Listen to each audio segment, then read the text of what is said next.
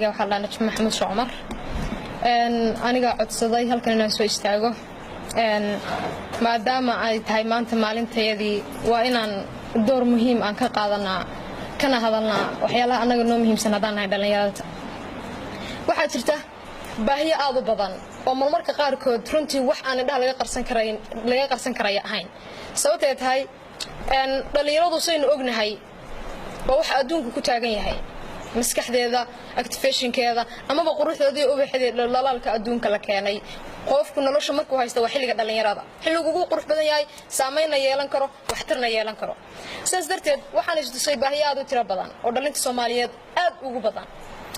balse kama wada gaaro dhowr qodob ayaan ku soo koobay waqtiga oo yar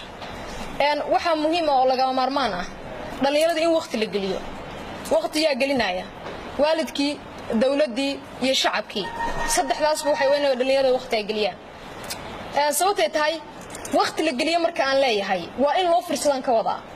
maanta waxaan xusaynaa maalinta dhalinyarada maanta waxaynu ka sheekaynaynaa dhalinyarada shaqo abuur bay leenahay laakiin runtii waxaan ka dhiganahay dad gaajaysan oo maalinta direct xusaya sababtay tahay waxa jirta dhaliilo aad u tiro badan dadkii maalinta dhalinyarada loo sameeyay runtii oo kuma haboonin waxaan nahay dad qabyaaladiistayaal ah waxaan nahay dad aad u hooseeyo oo danaynaya waxyaalo hooseeyay ku wareegaan anigu waxaan aaminsanahay dhalinta Soomaaliyeed levelka ay maanta aynu ka taaganahay marka la fiiriyo generationka adduunka aad buu hooseeya gabar wadaniyada oo citizen ah oo habeenkii marka la gaaro aan mari kareenin magaalada iyada hooyadeeda abeed ku dhashay iyadana ku dhalatay oo baqaysa nafteeda ka baqaysa wiilji wadada taagan bay ka baqaysa inuu toori ku dhufto nafteeda ku dhufto maalkeeda wadatan ka furto inta dhalinyarteena nooca ay tahay waxaynu nahay dad gaajaysan oo maanta direct xusaya sidoo kale dhalinyartii in focus laga saaro dhanka waxbarashada oo aan dhalinyartii dhanka waxbarashada loo fududeeyo meeqa dhalinyaraan la kulanay ay ka saaran yihiin culays dhanka waxbarashada ay ka cabanayaan dadkii waxbarayay waxbarashada waa lagu raaxaystaa qofku markuu waxbarasho uu yimaado iskuul yimaado uu baahan yahay biyo soo doontay hadhac buu soo doontay horumar buu soo doontay motivation u fiirsada caalamka dadka sida wax bartaan way ka duwan tahay inaga sida xun barano anaga waxaan lagu baanashmata gareeyaa wax yar oo aan macno lahayn laakiin dadkaas waxay haystaan fursad ay maskaxdooda lagu kabciyo meesha uu macalinku u shaqaysto psychology baa loo sameeyaa qof psychologist ah oo maanta markuu wax yar wajigiisa laga dareemo la yiraahdo maxaa kugu dhacay laakiin anaga macalinkeena intaas ma sameyn karo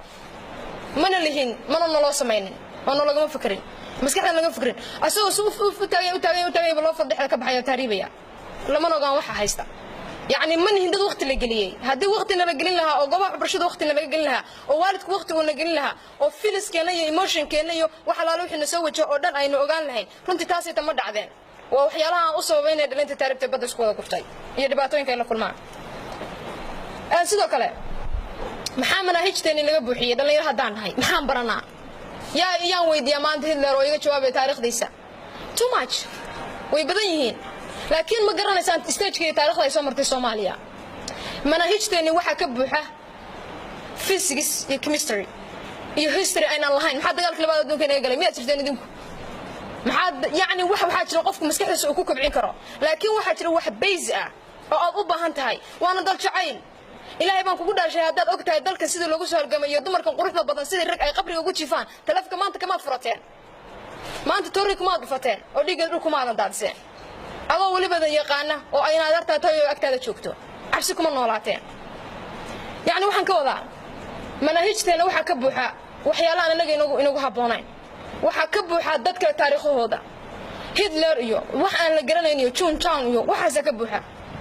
dadkii iyo halgankii la soo maray SYL inta qof ee ka jawaabi karta istiijada ay soo maray halganka maanta aynu ku quruxda badanahay dadkii loo soo maray cid ka jawaabi karta ma jirto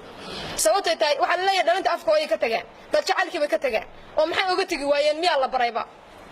adduunka caalamka marka artid darbi walba waxa ku dhigan taariikhda halgamayaashii markuu ilmaha yar uu barbaaro uu dhasho uu ku dhex barbaaro dad wada emotional ah darbiyada ay ugu dhiseen taariikhyahanadii wuxuu markii xiisaynaya dadka taariikhdooda inuu raadiyo markii sawirkooda arko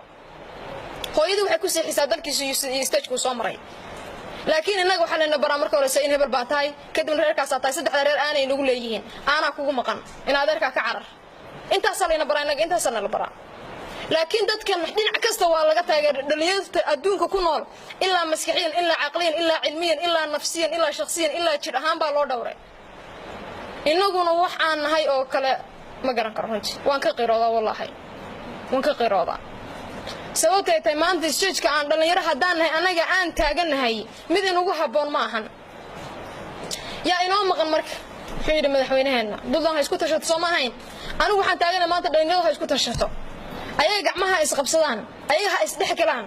inanka saaxiibka ah ee khaldan ee u taagan dariiqa inuu naf islaameed gooyo ama naftiisa la gooyo fadlan la tali oo saamayn ku yeelo nafsadiisa iyo noloshiisa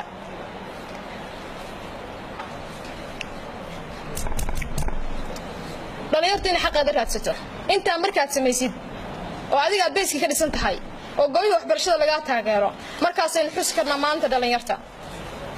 markaas aynu habboon sharci iyo qaynuun aynu ku dhaqano marka in la sameeyo laakiin inagoo sidan iskugu dhaxaqasan oo qofka ka dambeeyo uu lugta la haraayo intii waa qof la qabyaaladeeyay iyo qof asiga qabyaalada ku dhaqmaaya aynu noqonay runtii waxaan jeclaan lahaa dhalinyarteena meesha iska qaadaan haddaad saas u fiirisid dhalinyaro intaan arkay in ka badan baad arkaysaa fadlan waxaan codsanayaa dhalinta inaad gacmaha isqabsataan bal mar uun qalbi nadiif la soo xaadirtaan bal mar uun aragtaan maxaa dib u dhac inagu keenay inaga ogow qoyskaaga haddaad saamaysid oo qoyskaaga dib u dhac u keentid reerka wiilka wanaagsan lama waagay reeraha kale omeeka gabadha reerka wanaagsan u joogtan reeraha kale omeeka isi saameeya wax xun buu isku saameynaaye waad mahadsantihiin waxaan rajaynayaa intaas iyo in ka badan ba inaad arki doontaan